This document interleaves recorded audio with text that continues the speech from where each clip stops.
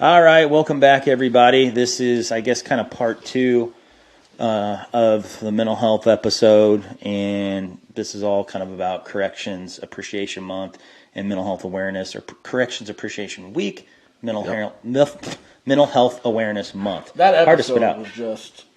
But yeah, we did have just a pretty, I guess, heavier for us maybe than even him. Yeah. Mr. Graham really told his story really well, and you can tell he's dealing with it in a very good way. But Joe and I originally weren't sure if we were going to come back together and do kind of a summary or recap episode. But, after talking a little bit and processing, we thought maybe there's a little bit more to share, a little bit more to do.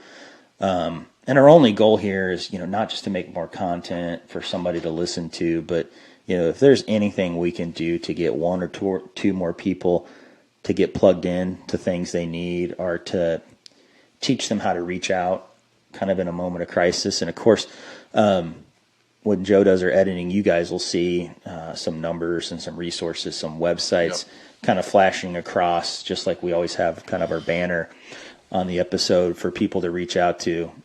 Naturally, 911 and your local emergency room are still good local resources for people in crises. If you're not like in an immediate crisis, not at risk of hurting or harming yourself right at that moment, but are noticing kind of mental health symptoms slide, there's a number of ways you can go and get help. We have 4 or 5 insurances with the state, I think, and for our Wexford vendors, they have some similar programs. The process is all the same. You can look at the information on the back of your insurance card, pull up a website, call. They have a list of preferred providers who already have sort of like agreed upon rates, so maybe you have a copay, maybe you don't. Some people have a certain deductible, it's got to be met, but every year the mental health coverage gets a little bit better by these places because they realize it's such an issue. And when people treat their mental health, some of their other healthcare costs and things go down. There's a number of different websites, and we're not plugging any one of them in particular, but we're only sharing them because it's important to know. Like one is like Talk About It Now. There's BetterHelp. There's numerous other things like that where you can go, and for a subscription fee or a small fee, you can meet with somebody. Now, it's not necessarily the best thing for during a crisis, but they're there.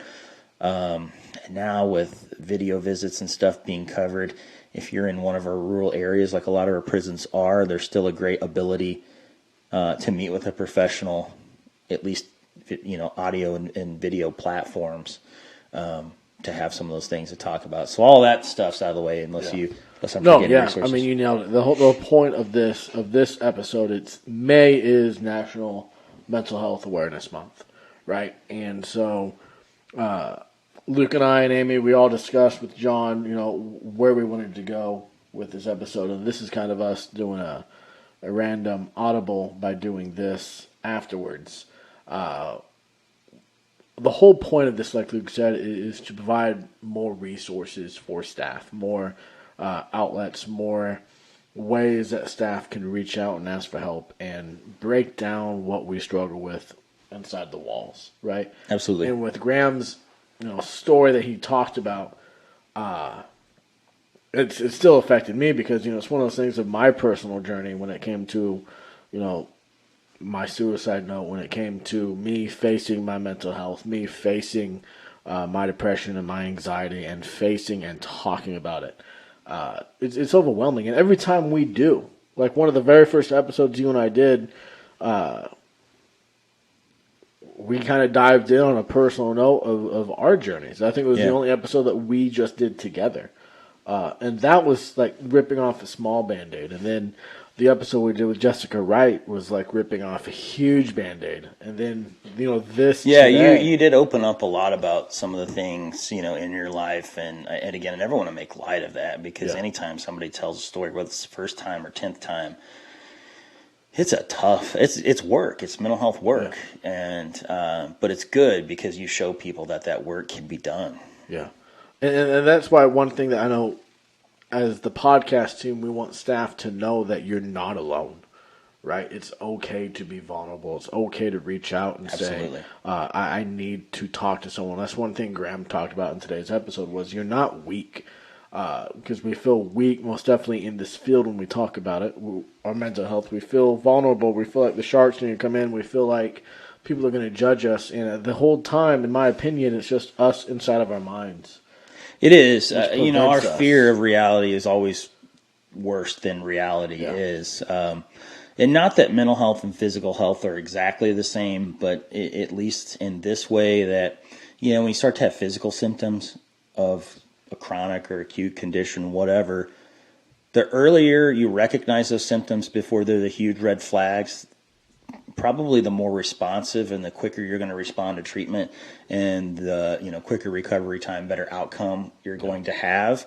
Mental health is no different. And so our hope with this podcast and talking about the symptoms of PTSD like we did, and with Tronzo Carter talking about his brother's suicide, and then with us kind of sharing what we're going to share here, just that you'll see some of those signs and symptoms, and we'll teach you ways to kind of plug in earlier.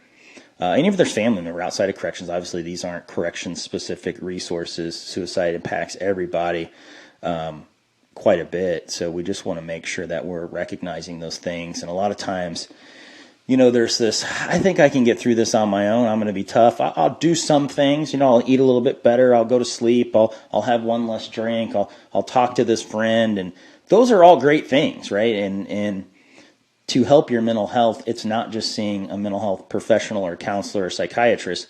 Obviously, that's one of the better choices. But like we talked about, like that spiritual health, meditation, mindfulness in your environment, finding those close confidants, building that good support network, talking to people before you're in an absolute crisis so you don't have to start from scratch when you do get in crisis, because assume you're going to be in crisis at some point in your life. That's pretty safe to assume. But all that aside, I know Joe and I had kind of talked. We might share a little bit of our own stories. Again, not for any attention, no other purpose than hopefully somebody recognize something similar in themselves, and that makes them want to plug into services, and we alleviate some unnecessary suffering on the part of our peers and our coworkers, our friends. So, well, I know something, Luke, that I've been struggling with, and I know a couple of you guys know this, and I'm getting ready to say it right here.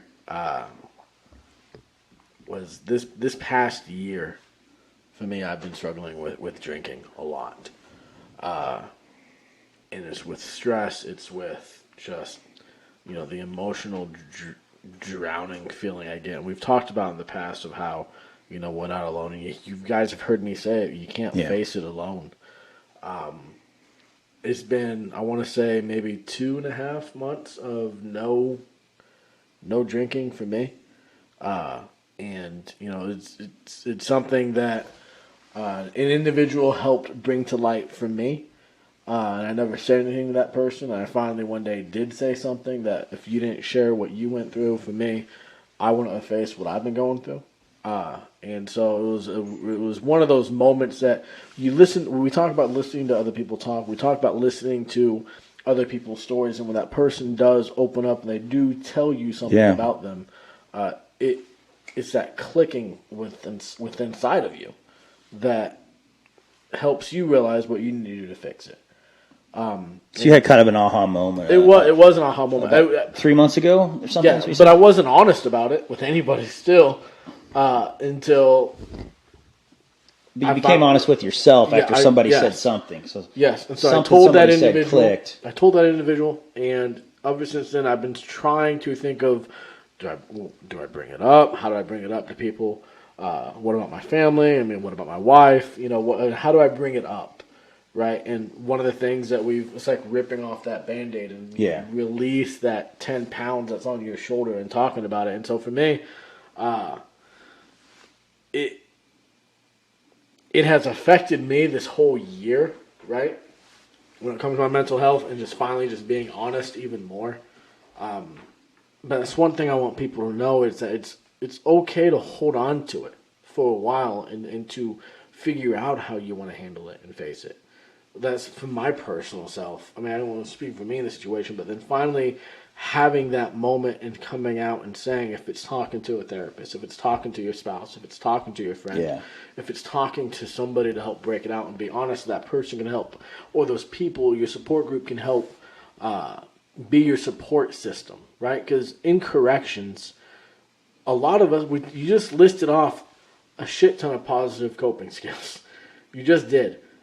When it comes to resources, when it comes to to asking and but I'm the type of person. Let's talk about those roadblocks. Yeah. Right. Well, let's talk about them, and I'm willing to share mine. I'll start with mine because I know we've kind of put the hot mics on you a lot, Joe, and fair or not, but I've struggled with pretty bad anxiety throughout my life. I feel like it's much better now. Still will come on sometimes, but much better controlled. At times dealt with, and this is for years, with depression as well. And, at times, again, all of those ancillary things like exercising, having the good social supports and network, watching what I'm putting into my body, whether it's nutrition-wise or alcohol content, making sure not too much or it's not going in for the wrong reasons, watching sleep, and just kind of being honest with myself and at least a couple of close confidants, like, when it comes to this is kind of the normal, this is just a bad moment, to this, okay, these are some more serious symptoms that, if that car's not turned around, are going to get worse. They're not just going to get better by themselves. And so that's been hard to recognize at times. For me, my line is, having a bad day or feeling grumpy or moody, I'm not going to be my best self for my kids, for my wife, or my family, or my friends. And maybe my work suffering, maybe work is first, I don't know. But when it gets to that point, it's kind of like a small flag. I notice myself being shorter, not being who I want to be with other people. And then kind of the big flag is, when it starts to get dark and these things really start to impact more than one area of life, and I stop doing some of those healthy habits. So it's like, yeah, I thought everything was going great, and I exercise and I work out, like really helps my mental health, but you go from skipping a day or two because you're tired and stressed to looking up and like, shoot, it's been 3 months since I've consistently taken care of my physical health. That's kind of that second step. I'm getting away from those healthy habits, and I am relying on old credit that's in the bank, and I'm paying off no debts. And then that third step gets more serious when you're actually thinking darker thoughts, or can start off for people with depression, more what we call like passive suicidality. And you may not realize it, like, everybody hates me. It'd be better if I just go bury myself in a hole. These statements where you're not really serious about doing anything, but you're starting to entertain the idea that your life sucks. Yeah. Things are bad. And at that point, I like to tell people that's like being intoxicated.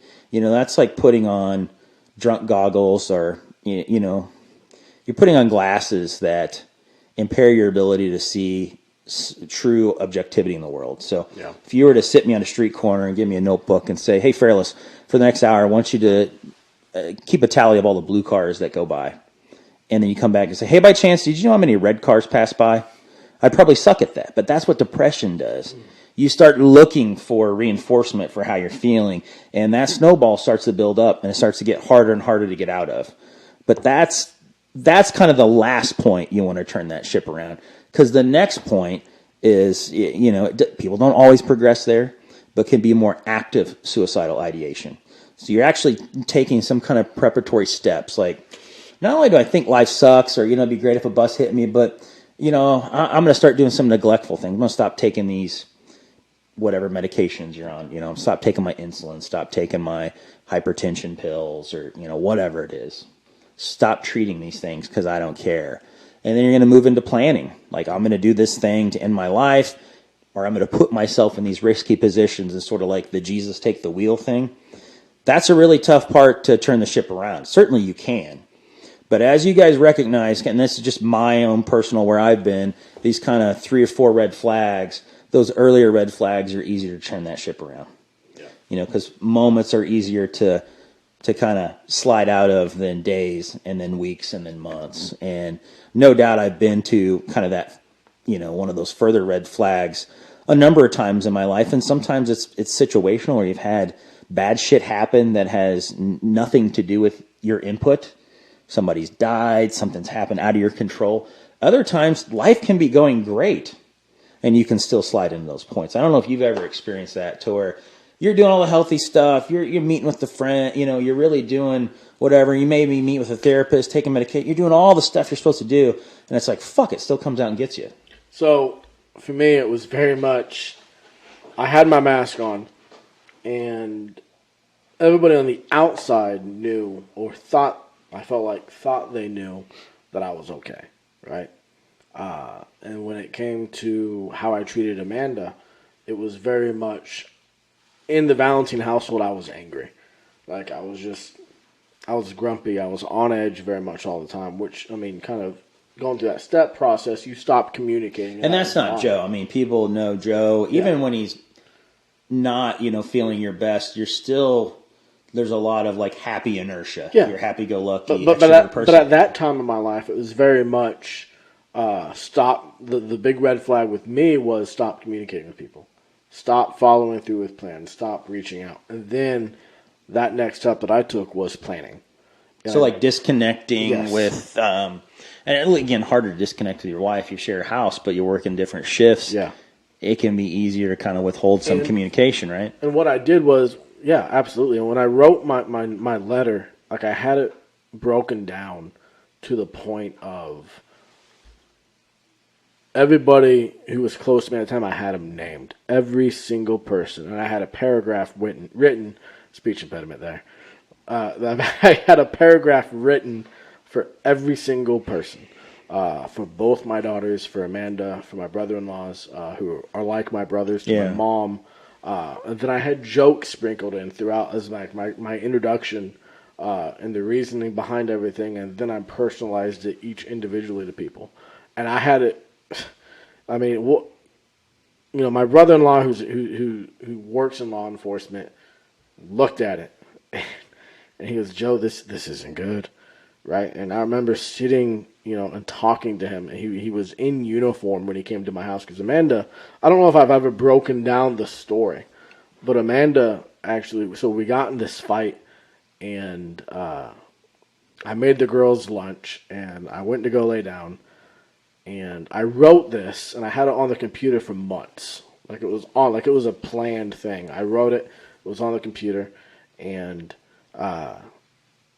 we got in a fight. I fed the girls lunch, and I went and lay down. I took like an hour and a half nap, and I don't take naps in the day. And so that's another sign, right? Energy level, mood. Yeah. That, like when you're thinking this dark, you don't think about, holy cow, this is way different physically than it used to be. Yeah, it was. And you've talked about, like, when it comes on you, that dark cloud just. And it doesn't happen all at once, so it's hard to recognize, No, right? it's Like, just slow. you get a little shoulder pain one day, and it just every day just ekes up a little bit. Next thing you know, it's locked up. You couldn't tell when it started. And at that time, it was just that slow cloud that just slowly engulfed me. And I remember waking up, and there's my brother-in-law just looking at me, saying, "Hey, are you good? You want to talk about anything?" And he's in uniform, like, "Yeah, let's go get Dunkin' Donuts." He goes, "We ain't leaving here, Joe. You're going to step outside. You're going to talk to me." And that was when I realized, like, what is going on? So I went out and I talked to him, and he goes, "Amanda found your note, and she called me." So I wonder, and I haven't talked to Amanda, but, our families experience this stuff too. Yeah. And no doubt they're in the thick of it. And when we're being the quote unquote traditional correctional jerks, at some point, a lot of families like, you know what, that doesn't explain it all. Like, that's not you.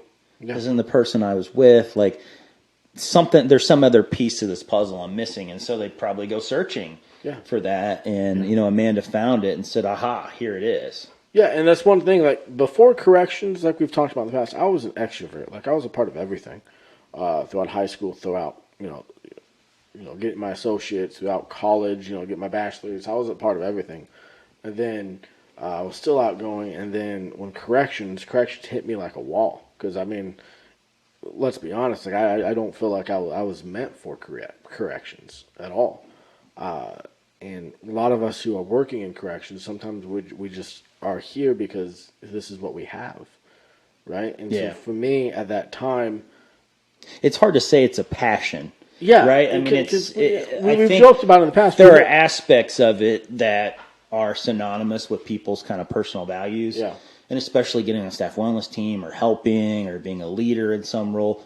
That's all probably part of your values. But like waking up, unlocking doors, dealing with threats, dealing with intimidation, dealing with people's problems, and that bureaucratic stress. Nobody dreams of that. No, and that literally just drained me. Yeah. And I never, like Amanda would tell you, she knew that this job wasn't meant for me when I first started. And she'll tell you that for the first part of our relationship, once I was in correction, she was walking on eggshells with me because I changed. And she will say that the only thing that's kept her with me, right, was the fact that she knew who I was before correction. She had faith, like we talked about. She knew who she fell in love with. She knew who she grew up with. And she knew that Joe was still in there somewhere. You mind if I ask you some more questions? Go for it, yeah. So, because hindsight's always 20/20, right? Like, in the moment, you're sort of intoxicated with all this. It's hard to think clearly. You get that tunnel vision. But looking back, so you talk about how extroverted you were. Those are like good coping skills.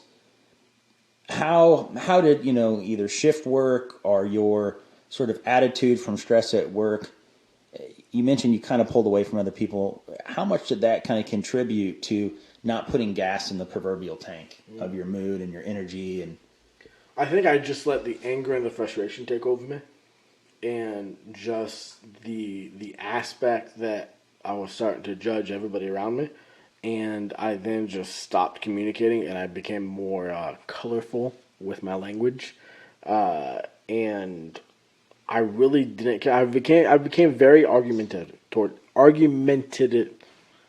we know what you're saying. Okay, speech impediment. Argumentative. There it is. I think that's a tough one. That's what I became to people when it came to any type of topic. And you were probably more, 5 years before corrections. We love Joe because Joe adds to the flavor of this. I don't know other people's opinions on me at that time, but I do know I was a kinder person. Yeah, Joe's more likely to go with the flow, go with things. Now you're sort of going against the current. Yes. So that was something because I felt like at the time you needed to adapt to me. Because I have adapted everything I've had to do in my life to this setting. The hell with it. That's all the adapting I can do. Everything else has got to bend to me. Yeah. Now I wonder too. At least I feel this way. I don't want to impose my views on you, but I'm going to throw this out there. You got the outfit on, dude. You tell me what you think. When you're younger and you're not impacted by the world, whether you've got mood or anything going on, it's easier to be social. You don't have these other responsibilities. You're on a very similar time clock to a lot of people your age, and there's a lot of forced, statistically significant interactions with people in college and other places where you're crossing paths with people with similar values, going through the same thing. As you get older, that's harder no matter what. Yeah. You layer on top of that a stressful environment and any kind of mental health issue. You have this view, I think I did when I was younger, that friendships just happen. They're easy. You don't really put in much work. We all want to do the same thing. We just go do it.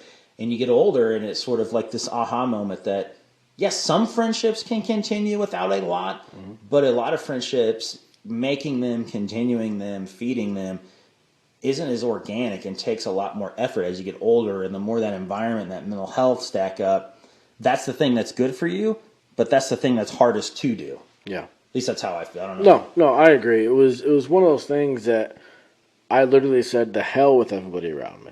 Like, I'm done. You're going to conform to me. And you're going to bend to how I interact. And that was probably one of the most unenjoyable times to know me.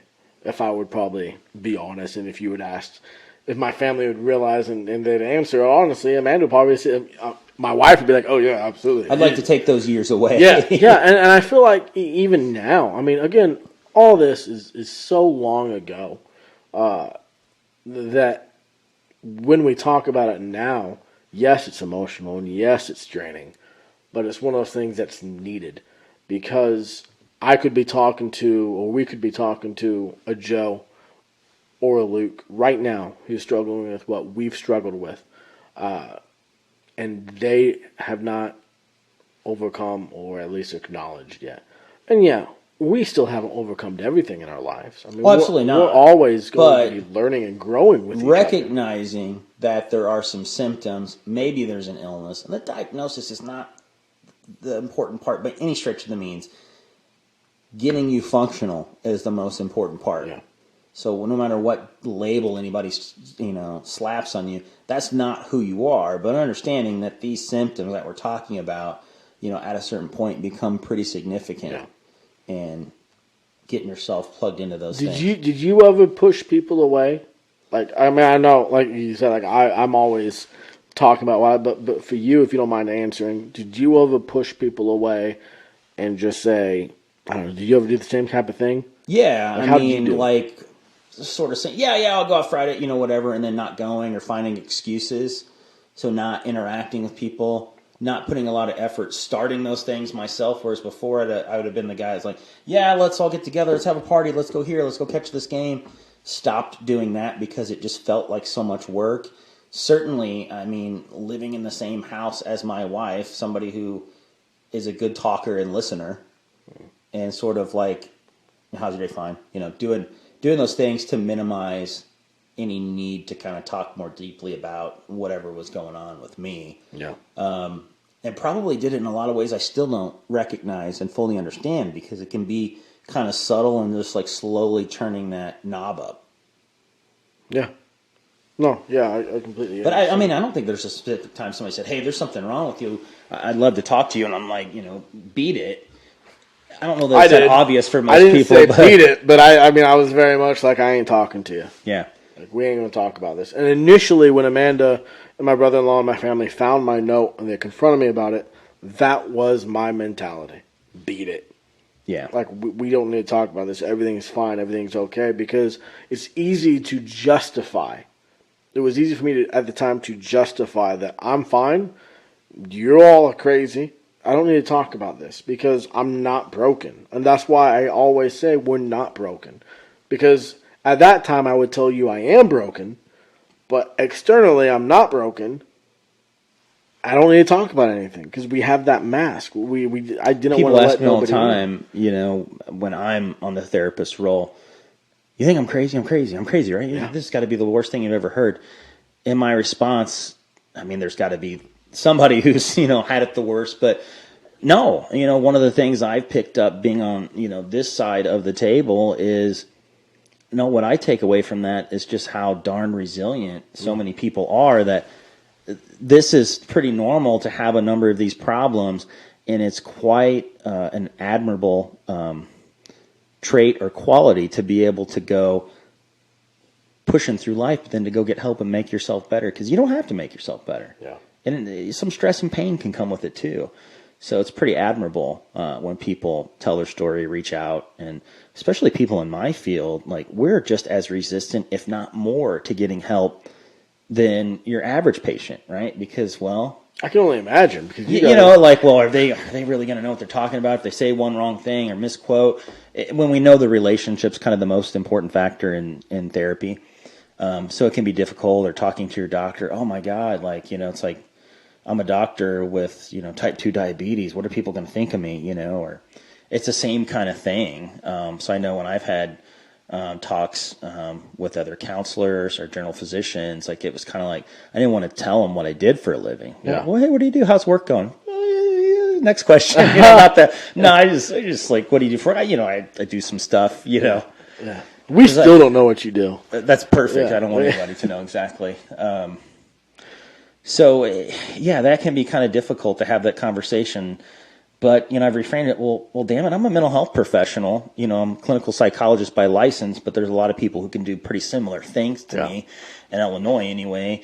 And if I can't go and recognize my own symptoms or issues and be proactive about getting help, who the hell am I to say anything to anybody in staff wellness, any patient I ever treat, anybody I ever train, if I won't do these damn things myself? Yeah. And that was a hard pill to swallow. Yeah. Very hard pill to swallow. Yeah. At what point did you realize you needed to swallow that pill? At what point were you like, because, you can help other people, you can talk to other people. At what point were you like, okay, now it's my turn? Yeah, I mean, it's happened at a couple different points in my life. there was a time to where I could really, with all those social things, the exercise, the spiritual wellness, all that, felt great. Yeah. And once in a while, some periods come on, I feel a little bit low, but I kind of stave them off with all of those kind of naturalistic interventions, if you will. But yeah, I think there was a point to where those thoughts of just feeling depressed, like you said, taking the naps, that not having the energy, being grumpy, not being able to stay focused, being crappy in my relationships, having a terrible outlook on the future, wondering if, my family and friends would be better off if I was dead. So not even going to the point of planning. It's like, well, wait a minute. I know how to diagnose these. These aren't, and it's one thing to feel that for a moment or a day. Everybody, this is what I want to normalize. Everybody has ups and downs, and there's shitty moments, shitty days, even shitty weeks. But when those start to hang around too long and it's impairing your ability to do normal things in relationships and at work, that's more than enough evidence to go seek that treatment, So what I've done in the past is reached out to, I'll just say counselors. I don't remember everybody's credentials that I've met with. And you don't want to offend people. No, whether it's an LCSW or LCPC or clinical psychologist, the only thing that matters is how well they matched you and are they helping you, right? Mm-hmm. And so I've been lucky to have had some good helpers in the past. The most recent time, and I'm forgetting the dates because COVID is just like blurry to me, but we'll say maybe in the middle of COVID. We'll say COVID's 3 years, in the middle of COVID roughly. So with my health insurance, I have Health Alliance. Heck, I grew up on it, and they have some program called the On Track program. I don't know exactly, I can't explain exactly, but they contract with some outside services, and you get like 18 visits for free. And the idea is like, if we do these proactive things, people's health will be better, and we could probably save an insurance company money. And if somebody's out there who does this work, and I'm misquoting, I apologize.